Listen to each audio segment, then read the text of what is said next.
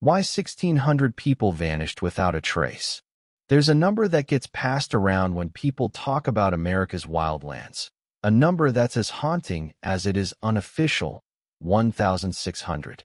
For years, this figure has been used as the tally of people who have entered the vast, majestic wilderness of America's federal lands, only to never come back. But the truth is far more unsettling. This isn't an official statistic from the National Park Service.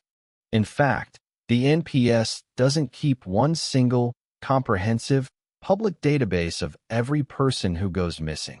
That 1,600 number is a rounded guesstimate from researchers trying to quantify a void, an estimate that even they call wildly conservative. The real number is unknown, lost in a fractured system of incident reports and jurisdictional confusion. Just look at the Grand Canyon.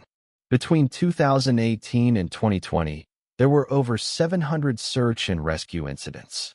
While most of these individuals are found, some are not.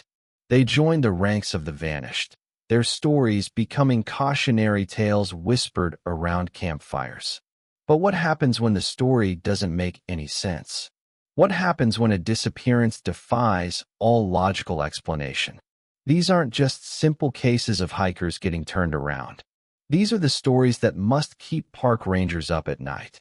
They are tales of people who disappear in an instant, sometimes in full view of friends and family, from well-traveled trails, leaving behind nothing but baffling questions. Search parties, numbering in the hundreds and equipped with dogs and helicopters, scour every inch of the terrain only to find nothing. Not a footprint, not a shred of clothing, not a single trace. It's as if the earth itself just opened up and swallowed them whole. Today, we're not just looking at the statistics. We're going beyond the numbers to investigate some of the most bizarre, the most chilling, and the most inexplicable disappearances in the history of the U.S. National Park System. We're going into cases that challenge our understanding of what's possible, from the dense forests of the Great Smoky Mountains to the granite peaks of Yosemite. We will examine the patterns, explore the theories, and confront the unsettling reality of what might be happening in the wild. Section 1. The Girl Who Walked Behind a Tree, the Stacy Eris Case. Our first case takes us to the Granite Kingdom of Yosemite National Park. This is the story of 14-year-old Stacy Eris, a case so baffling and devoid of clues that it has become a cornerstone for those who investigate these strange events. It was July 1981. Stacy, a teenager from Saratoga, California, was on a 4-day horseback riding trip with her father, George, and several other people. On July 17th, the group rode their mules up to the Sunrise High Sierra Camp, a cluster of cabins nestled at an elevation of 9,400 feet, planning to stay the night. After arriving around 3 p.m., Stacy went to freshen up.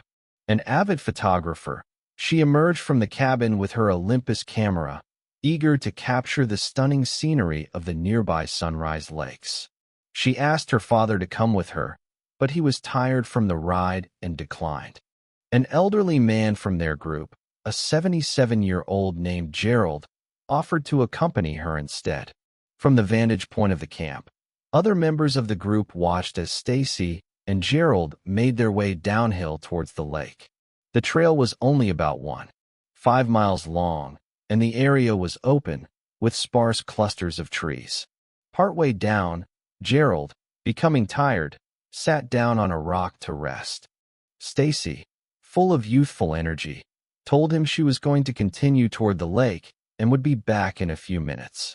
She walked a little further, then angled off the path, stepping behind a small grove of trees. And then, she was gone. The group above watched her disappear from sight behind the trees. They waited and waited. Gerald, her companion on the trail, waited for 20 to 30 minutes before he started to worry. When she didn't reappear, he walked back to the camp and alerted the others. Immediately, the entire group began to search. They called her name, their voices swallowed by the immense silence of the High Sierra. There was no response. Within hours, the National Park Service launched what would become a massive 9-day search operation. Hundreds of people, including dozens of highly trained Mountain Rescue Association volunteers, swarmed the area. They brought in sniffer dogs and helicopters, which spent over 40 hours in the air, methodically scanning the landscape. The search was concentrated in a 3 to 5 square mile area around where she was last seen, a defined, manageable zone. Searchers were confident they would find her quickly. A 14-year-old girl simply doesn't vanish into thin air in broad daylight, surrounded by people. But Stacy Eris did. The search turned up absolutely nothing. No body, no clothing, no camera, no footprints. The dogs, once again, acted strangely. They couldn't find a scent. It was as if her trail just ended the moment she stepped behind those trees. The only physical trace of Stacy ever found was the lens cap from her Olympus camera. It was discovered lying on the ground near the tree line where she was last seen, a tiny, plastic disc in an endless expanse of granite and pines. How is that possible? A girl disappears, but her lens cap is left behind? Did it fall off as she walked? Or was it dropped during a struggle? The search teams found no signs of foul play, no evidence of an animal attack, nothing to suggest she had fallen and injured herself. The terrain, while rugged with granite boulders, was not considered exceptionally treacherous, especially for a girl who had just moments before been in plain sight. Investigators were utterly baffled.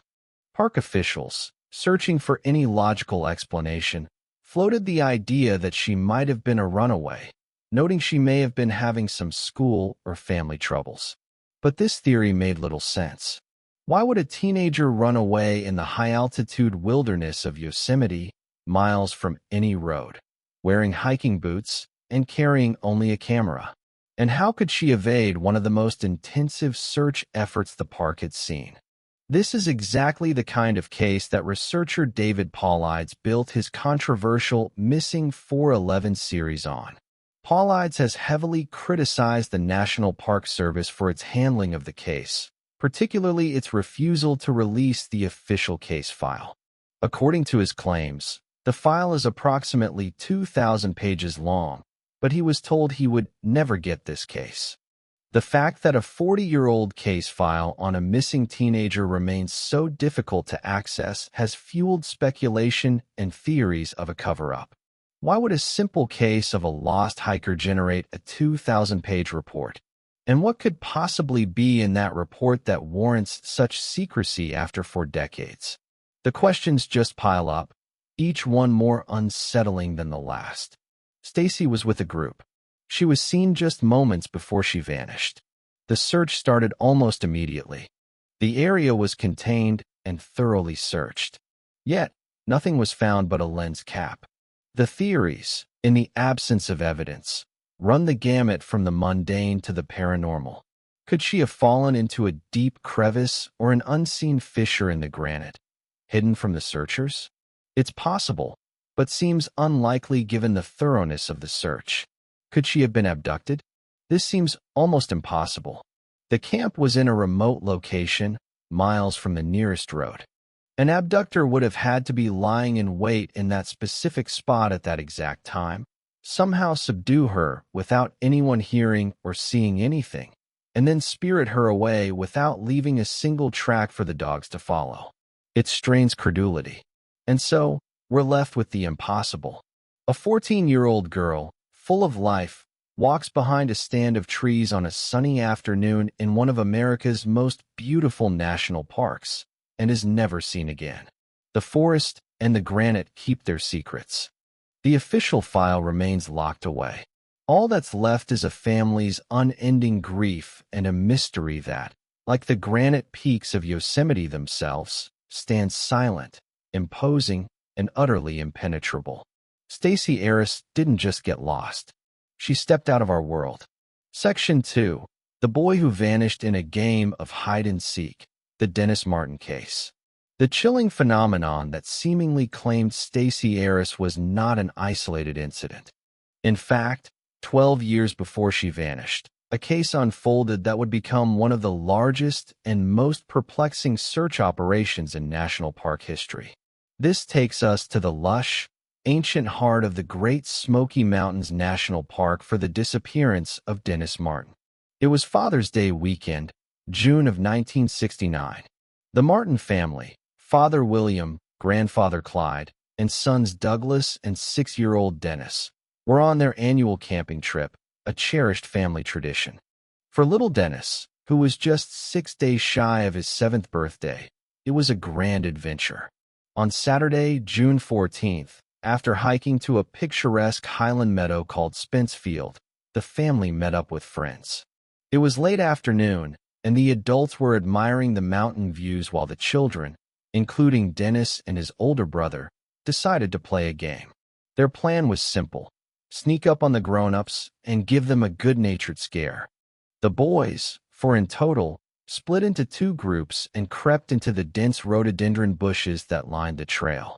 William Martin watched them go, noting Dennis's bright red t-shirt, a flash of color against the overwhelming green of the forest.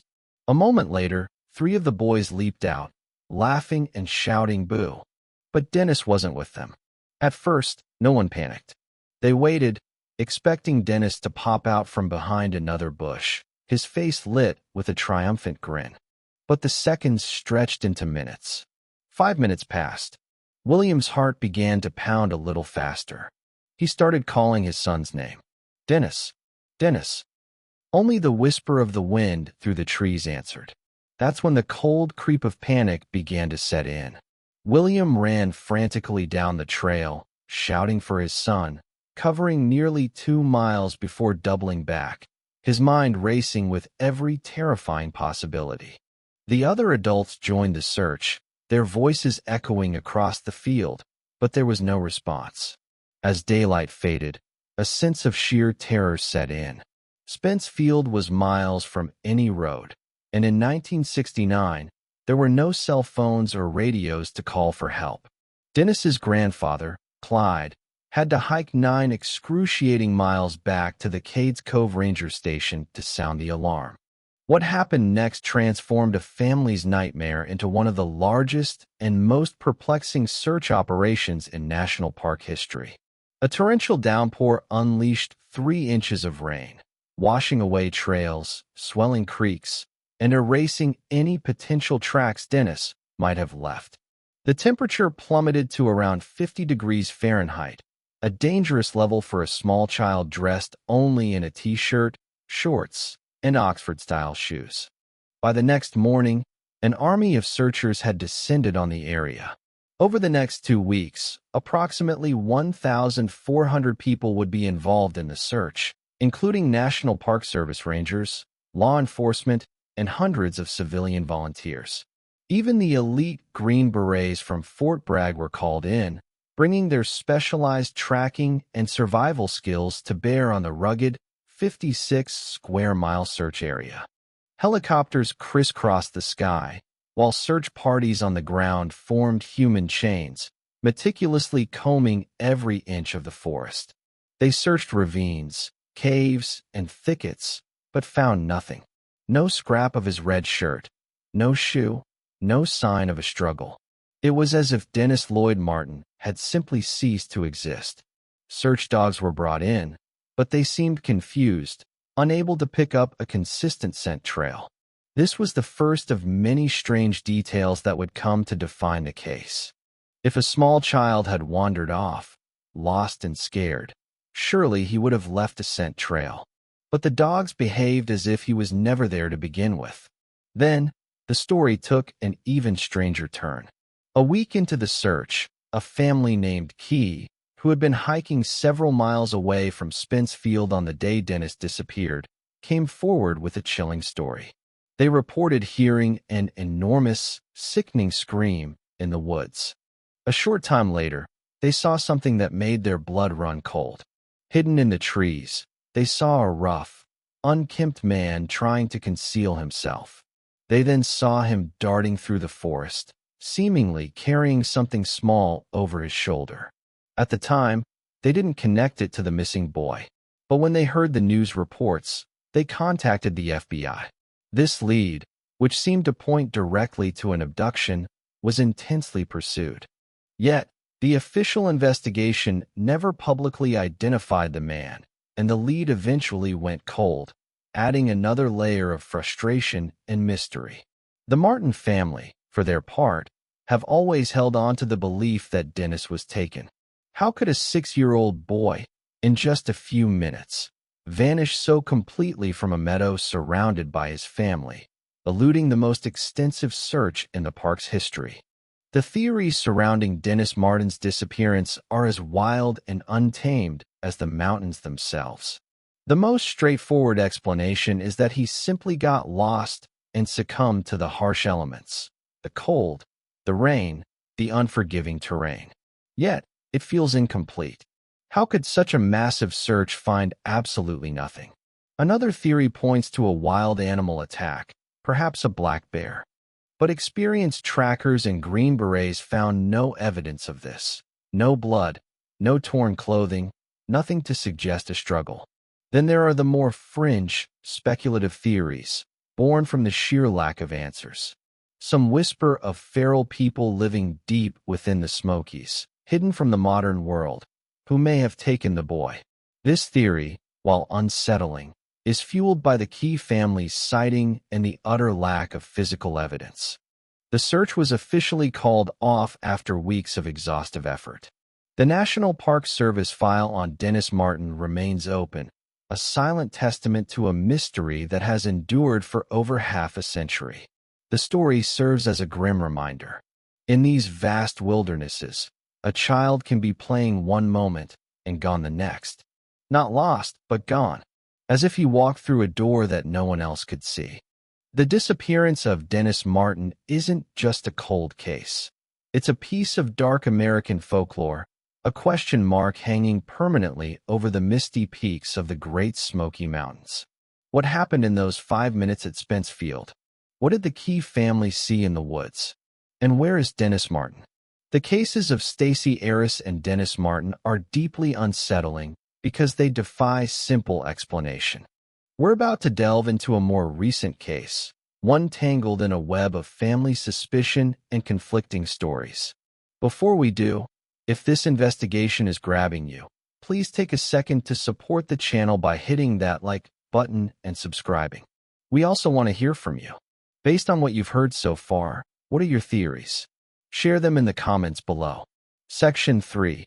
The toddler who disappeared from the creek, the Dior Coons Jr. case. Our next case brings us to the rugged wilderness of Idaho, near the border of Yellowstone National Park.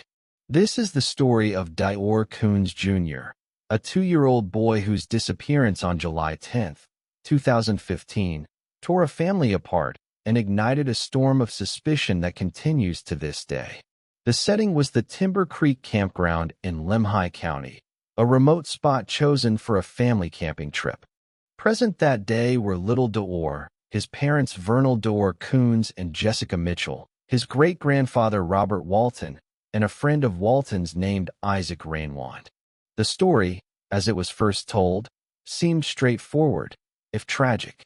According to the parents, they had walked a short distance to explore the creek, leaving 2-year-old Dior in the care of his great-grandfather back at the campsite. Vernal claimed he was gone for 15 to 20 minutes. Jessica said it was closer to 5. When they returned, their son was gone. The great-grandfather, who was elderly, was confused and couldn't say where the boy had gone. A frantic search of the immediate area began, and when they couldn't find him, they called 911.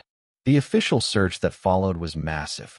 Dozens of volunteers on foot, horseback, and ATVs scoured the remote campground and surrounding mountains for days. Divers searched the nearby reservoir.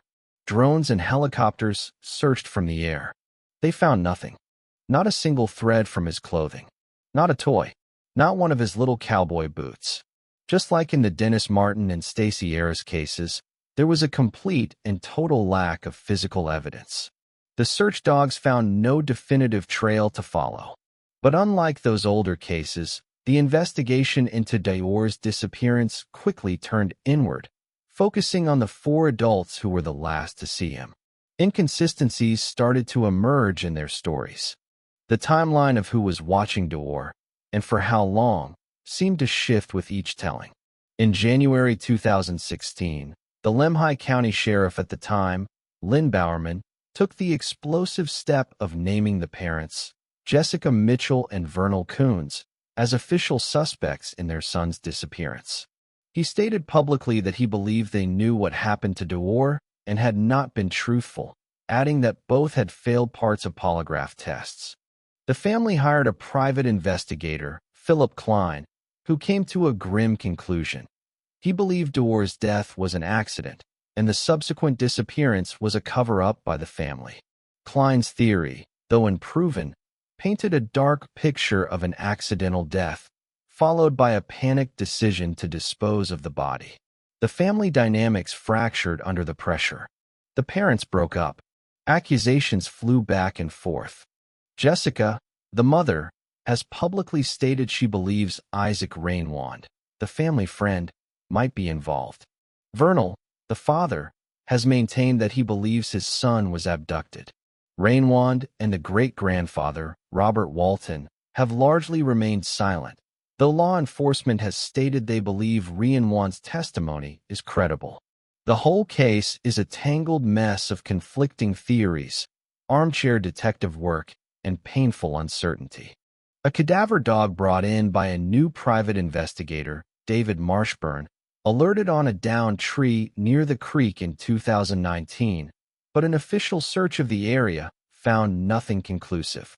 More recently, in 2024, Marshburn claimed to have found a child-sized fleece jacket with what appeared to be blood on it high up on a nearby mountain. The jacket was turned over to the Idaho State Police for DNA testing, but as of mid-2025, the results have not been publicly released, leaving another tantalizing but unconfirmed clue hanging in the air. So what happened to Dayor Coons Jr.? There are 3 main theories that investigators have considered. The first is the one his father clings to, a stranger abduction. It's a terrifying thought, but law enforcement has stated this seems the least likely scenario given the remoteness of the campsite.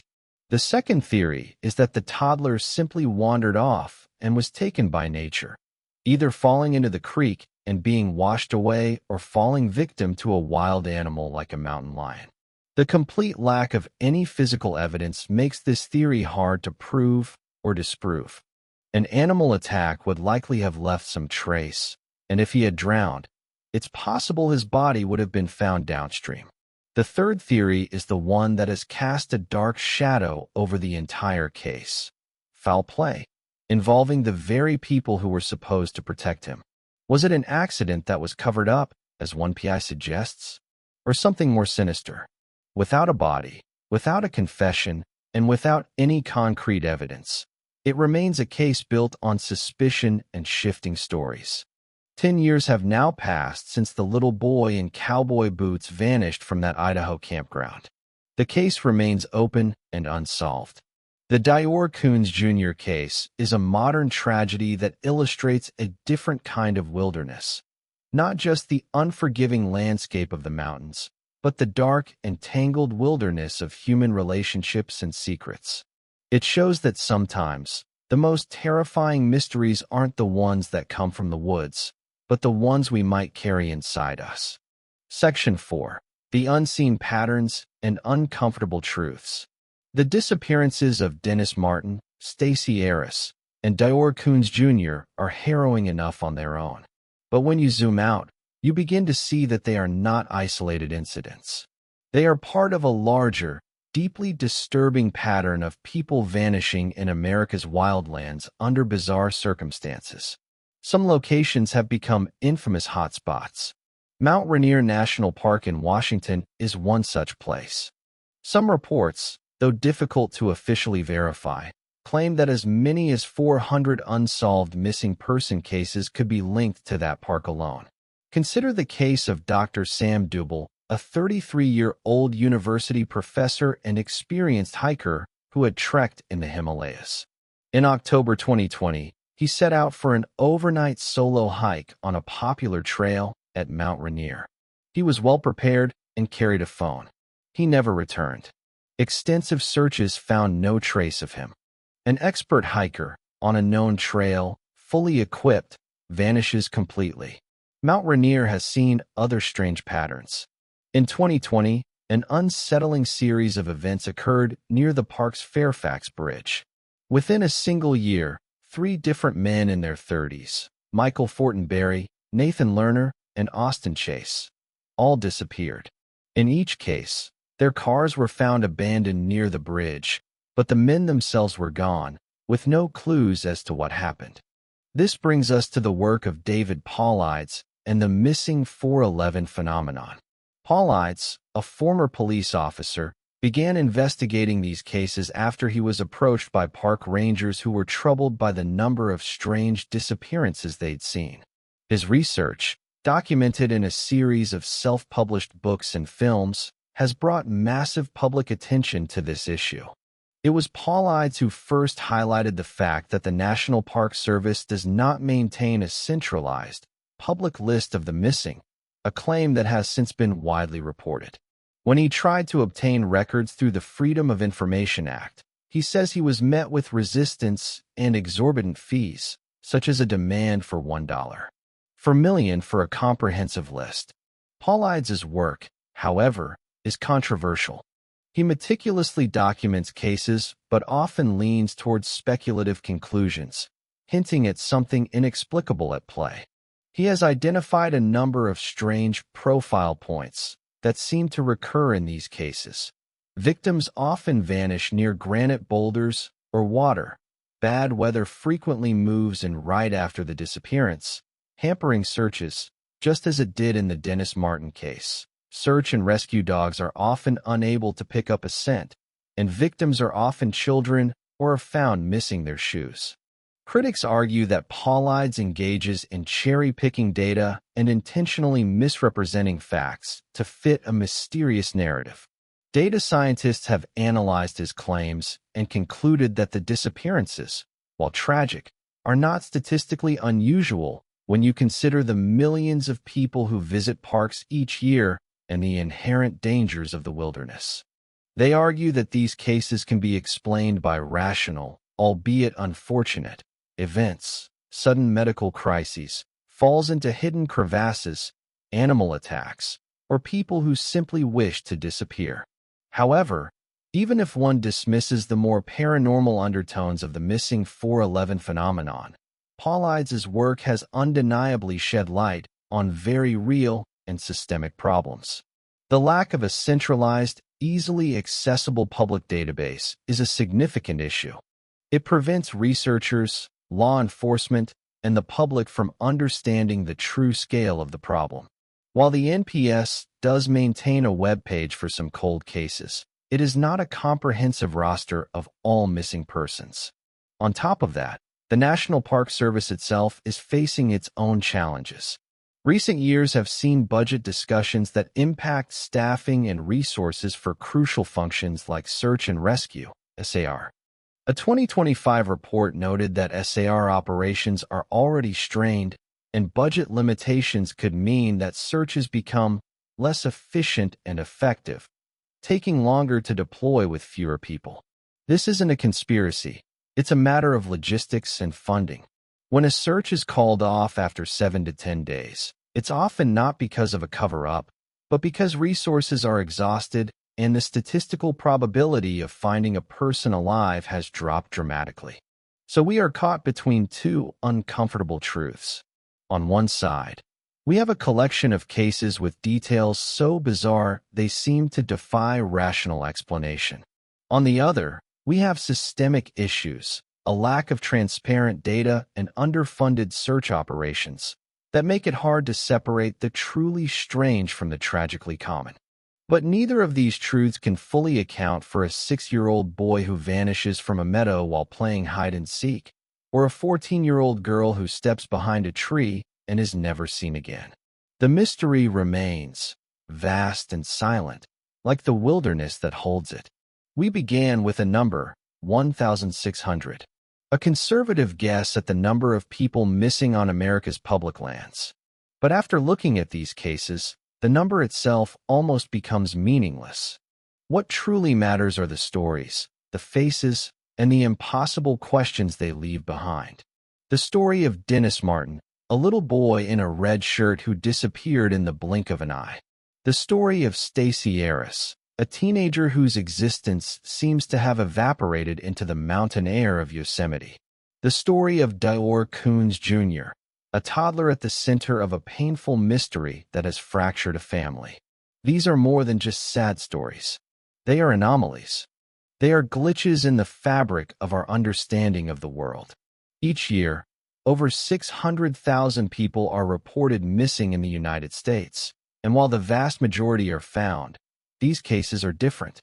They represent a chilling core of true, unexplained mystery. The lack of a centralized, public database for missing persons in national parks is a glaring issue that needs to be addressed. Transparency is the first step toward understanding the scope of this problem and potentially identifying patterns that could lead to better prevention and safer parks for everyone. But even with perfect data, would we be any closer to understanding how a person can vanish without a trace, eluding hundreds of searchers and trained dogs? Perhaps the wilderness is simply more wild than we can comprehend. Perhaps there are forces at play, natural or otherwise, that operate outside the rules of our everyday experience. Or maybe the explanation is far more mundane, and we simply lack the one key piece of evidence that would make everything clear. We may never know what really happened to the hundreds of people who have vanished.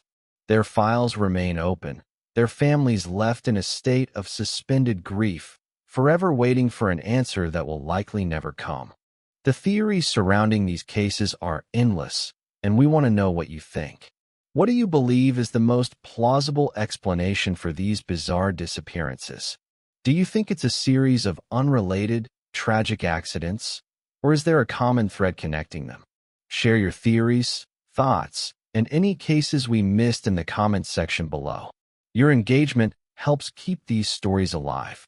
If you found this investigation valuable, please subscribe and turn on notifications so you don't miss our next deep dive into the unexplained. It's crucial to remember that these are not just characters in a mystery story. Dennis Martin, Stacy Eris, Dior Coons Jr., and all the others were real people with families and futures that were stolen from them. They are sons, daughters, fathers, and mothers. As we explore these unsettling mysteries, we do so with the deepest respect for them and the families who are still searching for answers.